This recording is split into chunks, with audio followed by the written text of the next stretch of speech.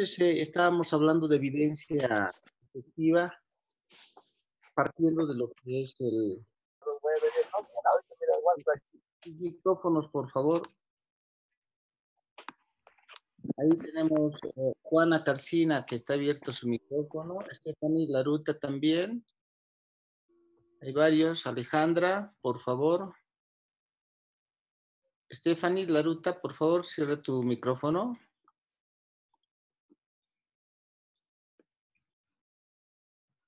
Stephanie, tu micrófono está abierto.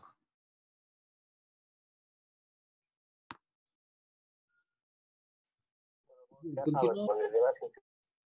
Por favor, Stephanie, tu micrófono está abierto. Marilyn, también tu micrófono está abierto.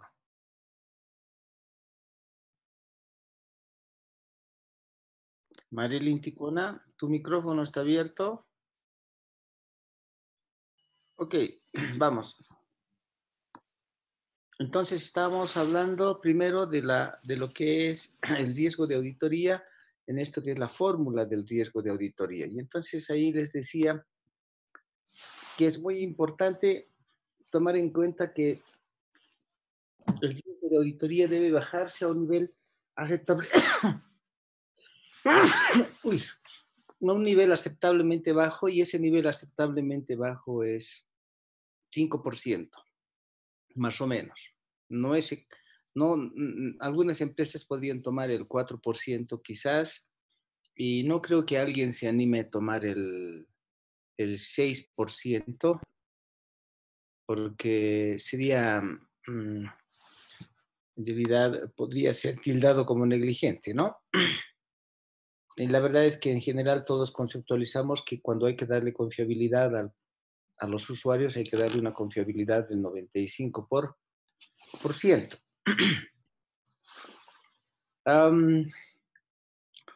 Entonces decíamos que para llegar a este 95% y disminuir el riesgo a un nivel aceptablemente bajo,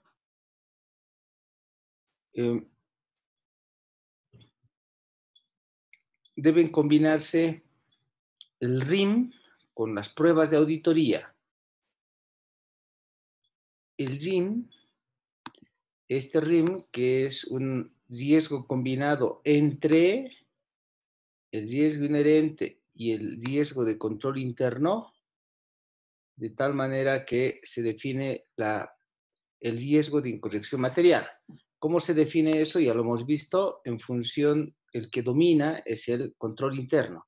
Si la empresa tiene un adecuado sistema de control interno eficaz, entonces eso quiere decir que baja el RIM a un nivel aceptablemente bajo, que sería obviamente bajo. Esa es la idea. Pero también es importante decir que como máximo, eso nos disminuye en un 30%. Tampoco es que con eso ya se corrigió. Nos baja a un nivel del 30%, lo cual significa que el 65% debe ser cubierto con el riesgo de detección, quiero decir, con pruebas analíticas o con pruebas de detalle. ¿Ok? Claro que esto puede ser también haber disminuido máximo en un 20%.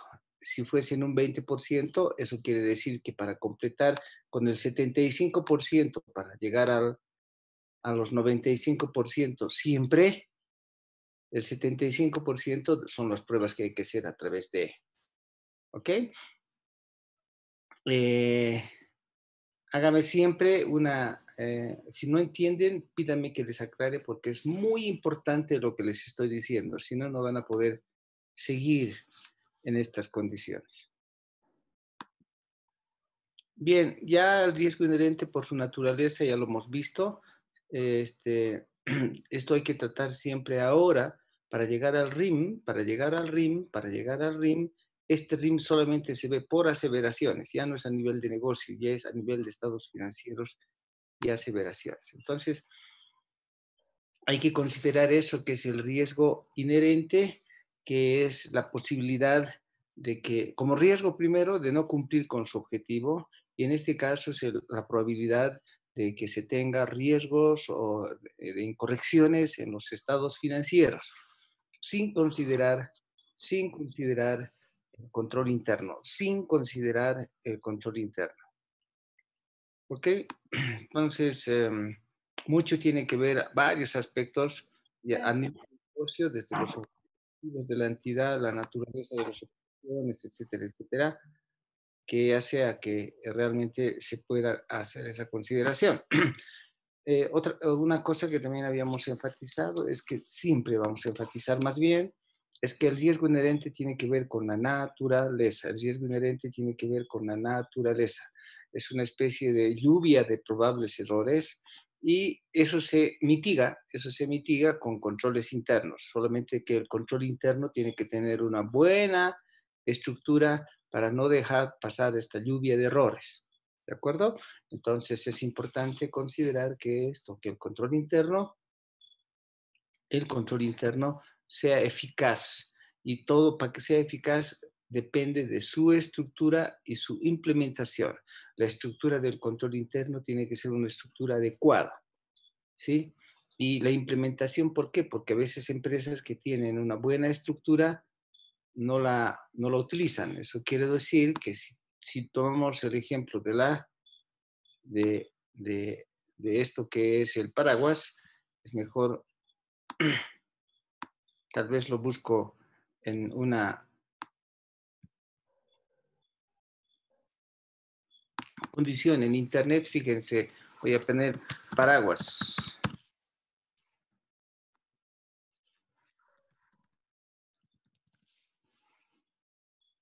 Ok, paraguas, ahí está. Entonces, de estos paraguas que ustedes están viendo, casi todos tienen una buena estructura, ¿no? Algunos más con un nivel de manguito mejor que el otro, etcétera. Y pareciera de que esto es lo que estamos buscando. Sí, esto es lo que estamos buscando. Esto es lo que estamos buscando.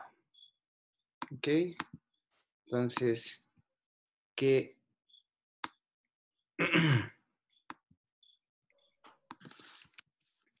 esto es lo que estamos buscando. Una adecuada estructura. Cuidado. Evaluamos la estructura del paraguas. Evaluamos que esté bien diseñado, que el paraguas esté bien diseñado. Ahora, por otro lado, puede ser que el paraguas esté bien diseñado,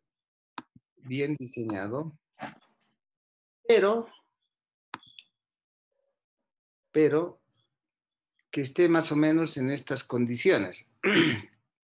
A ver, voy a buscar algo apropiado para dejarles esto como... lo dejaremos, vamos a copiar. Aquí arriba ya vi. Aunque está...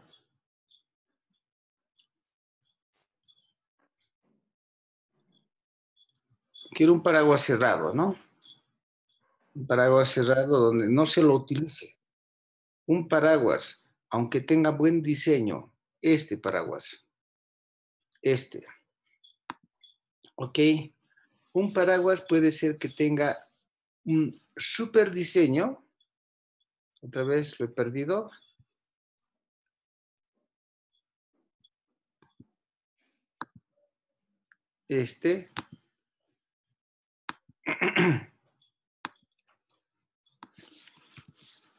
Entonces voy a poner así. Bien. Y voy a insertar un comentario diciendo que un control interno puede tener un adecuado diseño y estructura. Pero, si no está si no está siendo utilizado, implementado, entonces, si no está siendo, es ineficaz. ¿Ok? Entonces, de nada sirve que yo tenga un paraguas cerrado, un control interno que no lo estoy utilizando. Es como si no tuviera el control interno. ¿De acuerdo? Porque si no abro el paraguas, igualito me va a mojar. Entonces, cuando ustedes evalúen el control interno, hay que evaluar siempre. Prefiero escribir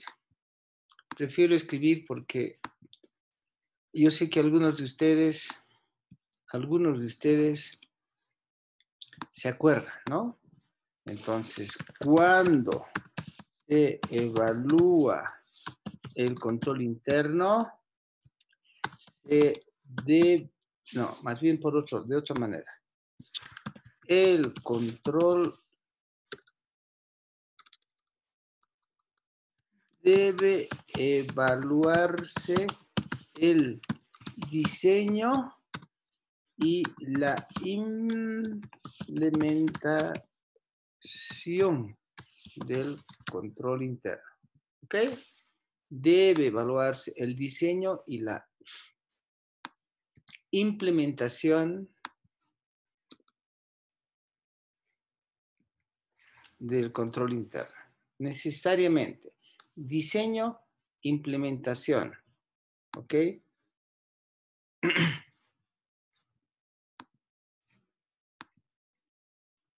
Voy a seguir anotando. Evaluar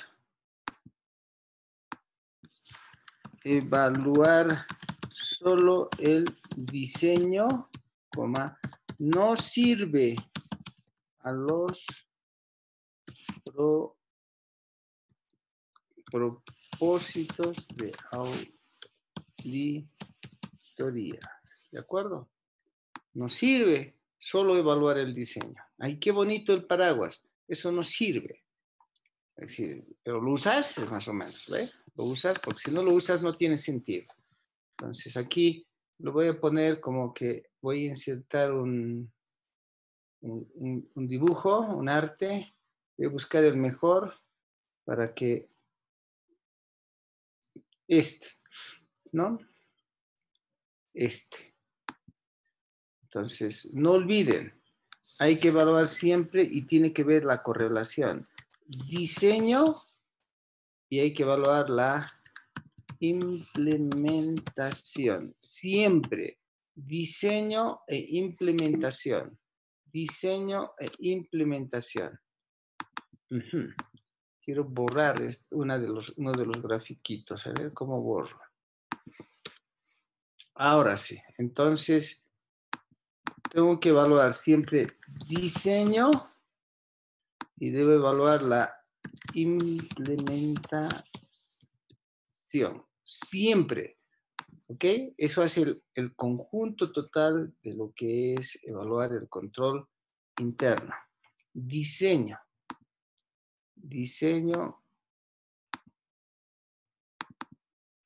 Implementación. Siempre en lo que es este trabajo de auditoría. Diseño e implementación. Voy a ver en esta inserción. Entonces, una cosa es el diseño, donde está una cosa es la implementación y otra cosa es el diseño. Un color un poco más fuerte. Yo creo que ese es más adecuado, ¿ok? No olviden. Diseño e implementación. Por eso lo estoy poniendo solo en esas palabras. ¿Ok?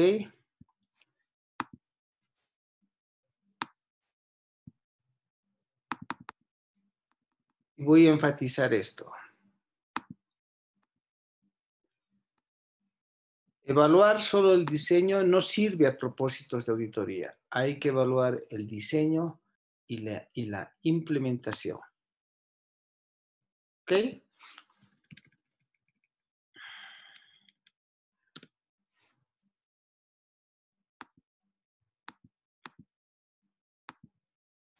Bien, ese es el contexto de lo que significa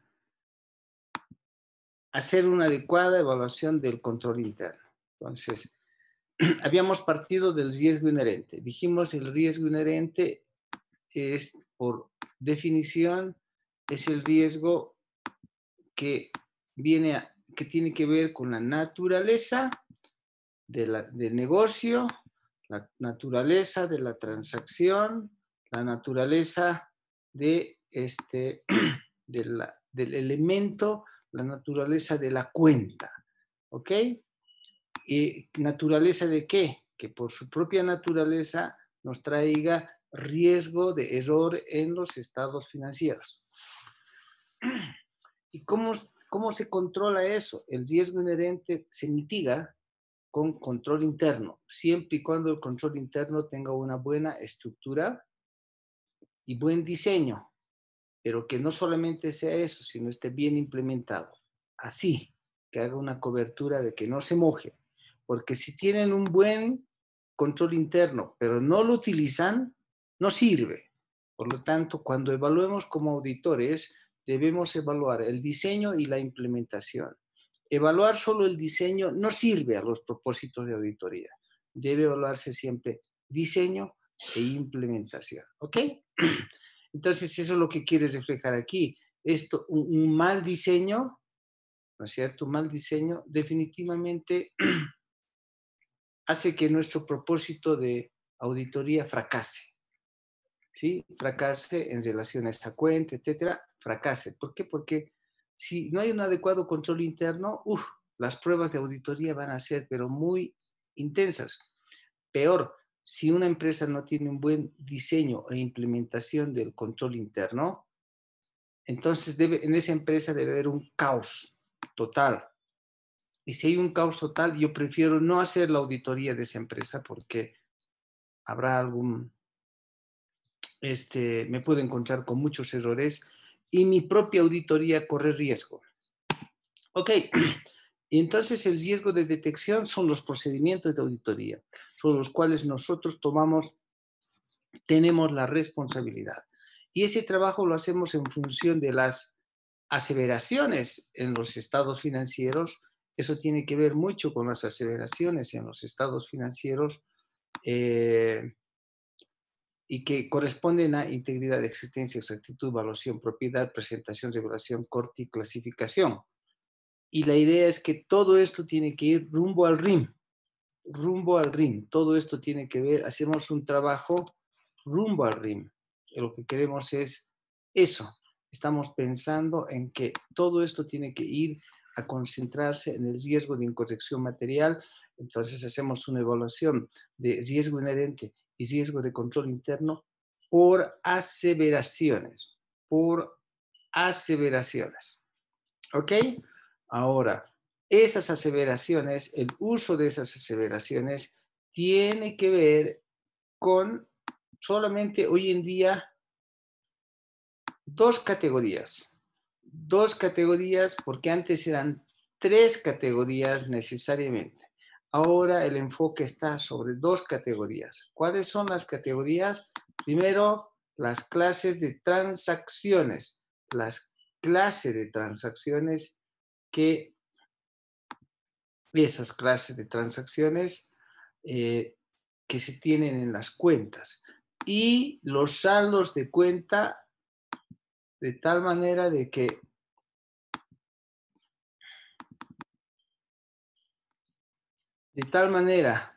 el enfoque sobre cada uno de ellos es diferente, ¿ok? Es diferente el enfoque sobre estas clases de transacciones, ¿sí? Es diferente en relación a los saldos de cuenta. Se enfoca de diferente manera. Lo que se necesita en las clases de transacciones es profundizar, ¿no? Que las transacciones hubieran ocurrido. Las transacciones sean todas las que tienen que estar, sean íntegras, y que la información de las transacciones sea exacta. se complementan con corte, clasificación y presentación. ¿De acuerdo? ¿No? Pero estas tres son lo más importante en clases de transacciones. En saldos de cuenta, lo que se profundiza y enfatiza es la existencia de derechos, obligaciones y la evaluación. Esas tres aseveraciones son las que se enfocan en saldos de cuenta. Y por aquí lejitos aparece, y no lo voy a dejar sin mencionar, por aquí lejitos aparece algo que sería, por aquí lejitos, aparecería lo que son las, pero ya no como una categoría expresa, ya no como una categoría expresa. Por aquí lejos aparecería lo que son las revelaciones. ¿Ok?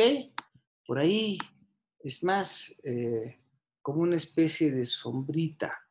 De repente el contorno lo pongo de otra manera y lo pongo así, para que no se diga que eso es parte y que componente, ¿no? Y más bien le quito esto y le bajo un nivel de color sutil, mínimo, mínimo, ¿ok? Un color más bajo todavía, porque es algo como que por ahí está, pero no está, ¿ok? Y que tiene que ver con las revelaciones, ¿sí? Y las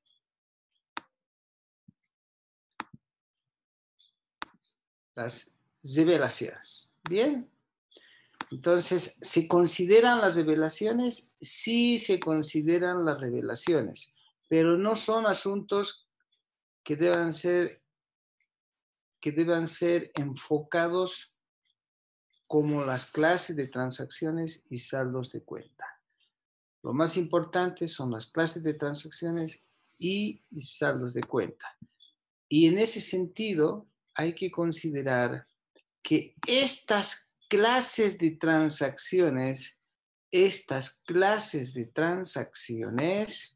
las transacciones pueden ser de dos tipos. Las transacciones en las cuales hay que enfatizar la integridad, ocurrencia y exactitud de las transacciones, que todas las transacciones estén registradas, que todas las transacciones hayan ocurrido. Eso requiere un enfoque de transacciones rutinarias y no rutinarias, porque no son lo mismo. Las transacciones rutinarias son aquellas transacciones múltiples, repetitivas, que requieren hasta requieren sistemas computarizados, que tienen cierto tipo de tendencias. Eso es, ¿no? Como son tantas, no se podría manejar ni manualmente, se necesita computadoras, sistemas porque son miles de transacciones, ¿no? Múltiples, repetitivas, eso es. En cambio, aquellas que son transacciones no rutinarias, son pocas transacciones, son pocas transacciones. Entonces, no es algo común, son pocas las transacciones que ahí tenemos. No son como estas las rutinarias que son con alta tendencia. Estas son poca frecuencia, ¿de acuerdo? Son extraordinarias, no son repetitivas, no son uniformes, no son múltiples. Entonces diríamos que puede ser que tengan controles, pero para fines de auditoría no me preocupan los controles. Si solamente se compra maquinaria una vez al año, puedo ver 100% la maquinaria. Y las estimaciones contables, que tienen que ver mucho con el criterio profesional, ¿no es cierto? Sobre todo de la gerencia, ¿sí? Esto tiene que ver mucho con el pensamiento de la gerencia, de estimar, es mucho criterio, son muy parecidos a las transacciones no rutinarias en su enfoque, porque son pocas, no son repetitivas, etcétera, y por lo tanto no vemos controles internos, sino lo que aquí vemos son principalmente pruebas de detalle en general, ¿no? Y después hay que tener en cuenta los ajustes, ¿sí? Los ajustes. Puede ser que a fin de año se tenga que hacer algunos ajustes en los estados financieros y que en todo caso esos son inusuales y sobre todo los asientos inusuales que están definidos en la NIA 240. Son asientos inusuales, son algo extraordinario, algo que nos trae riesgo de fraude.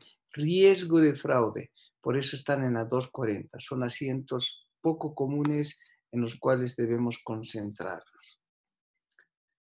Dicho esto, entonces, recordando, todo se enfoca con aseveraciones. Las aseveraciones se deben categorizar en clase de transacciones y saldos de cuenta. No es lo mismo enfocar las transacciones con los saldos de cuenta, ¿ok? Y eso hay que verlo con cuidado con las transacciones rutinarias que necesitan necesariamente controles. Las no rutinarias puede ser que tengan controles, pero en auditoría de repente no los vamos a considerar. Y los estimados contables que son similares a las no rutinarias, ¿de acuerdo?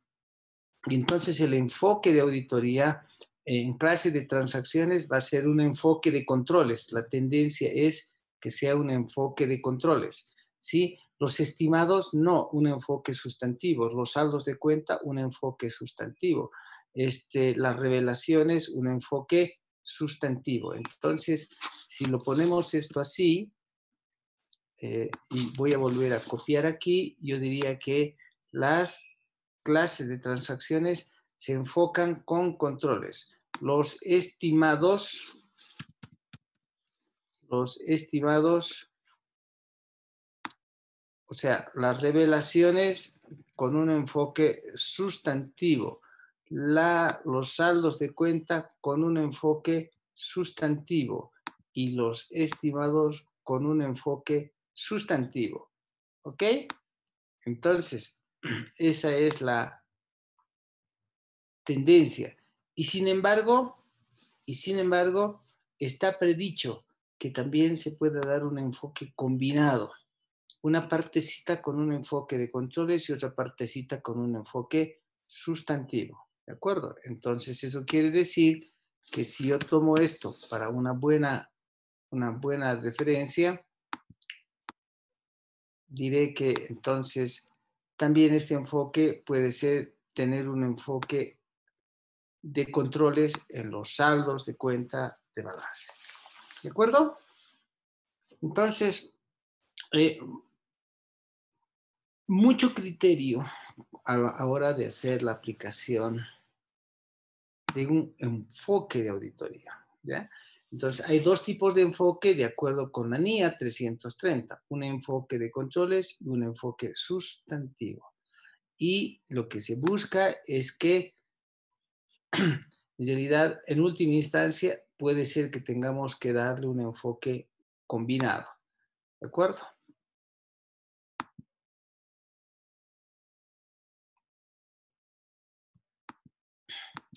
Entonces, resumiendo, en este enfoque, entonces, las transacciones que son rutinarias se toman con base en control interno. Es necesario que haya controles internos, por lo tanto, hay que hacer pruebas de controles tanto en el diseño como en la implementación. Y con base en eso uno puede ascender y hacer procedimientos analíticos y habrá que hacer pocas pruebas de detalle. En un enfoque para las transacciones no rutinarias, el enfoque sobre todo es sustantivo, monetario, ¿no? No se hacen pruebas de controles, pero se entiende los controles, solo se entiende, ¿no? Hay que hacer pocos procedimientos analíticos porque no se toma un enfoque de controles y muchas pruebas de detalle. extensivas. Al igual que las estimaciones contables. Si tenemos estimaciones, es igualito que las transacciones no rutinarias. Aquí, casi lo más riesgoso y lo más importante en las empresas es enfrentar la auditoría de las transacciones que son rutinarias. Estas son clave en auditoría. Aquí tienen que concentrar mucho criterio en su trabajo. ¿Ok? Entonces, debemos diseñar procedimientos de auditoría que sustenten la opinión. Obtener la evidencia suficiente y adecuada para llegar a las conclusiones. ¿Ok? Que nos permitan llegar a las conclusiones, que nos permitan sustentar, que nos permitan lograr evidencia, que nos permitan obtener conclusiones. Entonces, para eso la NIA 500 dice, esa evidencia debe ser una evidencia, ¿ok? Una evidencia suficiente y adecuada. Una evidencia suficiente y adecuada. Esa debe ser la evidencia que uno debe lograr en auditoría, a diferencia de otras profesiones. La evidencia debe ser una evidencia suficiente y adecuada, y eso se logra con diseñar procedimientos de auditoría adecuados, apropiados, ¿no?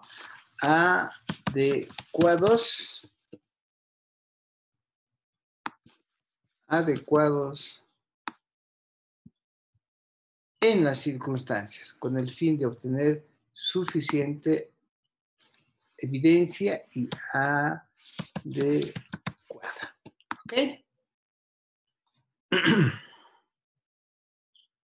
Entonces, la evidencia puede tener dos características. La evidencia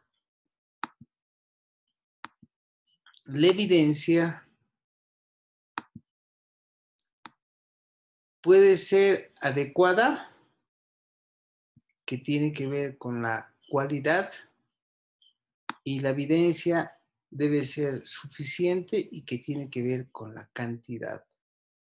La cantidad tiene que ver con el alcance del trabajo, cuántas pruebas vamos a realizar. Y lo adecuado y la cualidad tiene que ver con la fuente y naturaleza. ¿De dónde? ¿Dónde vamos a acudir para la información? Puede ser fuente interna, puede ser fuente externa. ¿De dónde logramos evidencia? ¿Dónde? ¿No? De los procedimientos de auditoría. ¿Ok? Entonces, tiene que ser una combinación de la cantidad con la cualidad, de la evidencia adecuada con la evidencia suficiente, con la fuente y naturaleza de la información y su alcance. ¿Preguntas hasta aquí?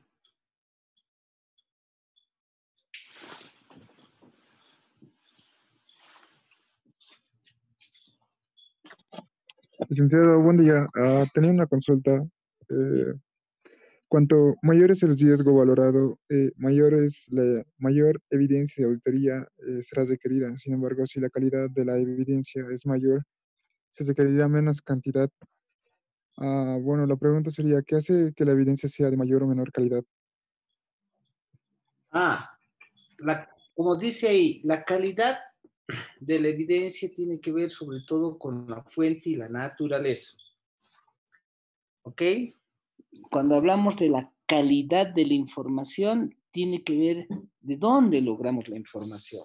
¿Sí? O sea, si la información la logran de fuente externa, ¿de acuerdo? Esa información es no solamente tiene la mayor calidad, sino es más convincente. ¿De acuerdo? Entonces, cuando nos preguntan, ¿de dónde has sacado esta información? Lo he logrado de afuera. Es más convincente que haberlo logrado de adentro. Bien, y la calidad de la información es aquella información que no puedas tener falla. O sea, la segunda condición es que esa información no debería tener fallas, de tal manera de que la logren, deben lograr de un lugar convincente. Para que sea convincente, en lo posible debe ser independiente. O que para que tengamos información sin fallas, debe ser de un lugar y fuente donde haya adecuado control interno. Si en el lugar hay un adecuado control interno, podemos tomar confianza y considerar que esa información es de calidad. Nunca la calidad va a ser absoluta. Calidad tiene que ver con saber si tiene o no tiene falla. Entonces, puede ser que la información tenga siempre un riesgo de fallo, pero la calidad de la información es que la información debe ser confiable. ¿De acuerdo? Principalmente de fuente externa.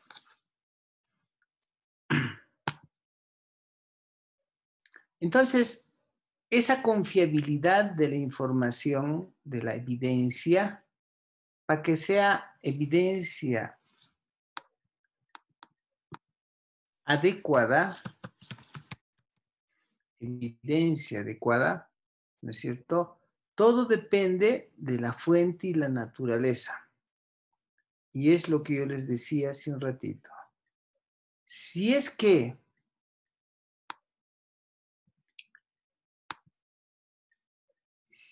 esa información se ha obtenido fuera de la entidad, es más convincente que la información que hemos obtenido dentro de la misma. ¿Ok? La información, la evidencia que viene de terceros no relacionados, es más convincente que la que se obtiene de entes relacionados. O sea, si la información es de su propia subsidiaria, de su propia filial, si la información que logro es de su socio, que está relacionado con la empresa, esto no es pues muy convincente. Me van a decir lo que ellos quieran, ¿no? Que quieran decir, no lo que yo quiera escuchar. La información es más adecuada, ¿sí? Si se obtiene dentro de la entidad, cuando el control interno es eficaz. O sea, hace un rato hablábamos de la calidad de la información. Si la empresa tiene un buen control interno, yo puedo confiar y esa información es más convincente. La información que se obtiene directamente es más convincente que la que se obtiene solamente preguntando. ¿Ok? Entonces, es muy importante que la información que se obtenga sea información directa, que yo la obtenga como profesional, ¿no? Y no solamente haciendo indagaciones. La que se obtiene de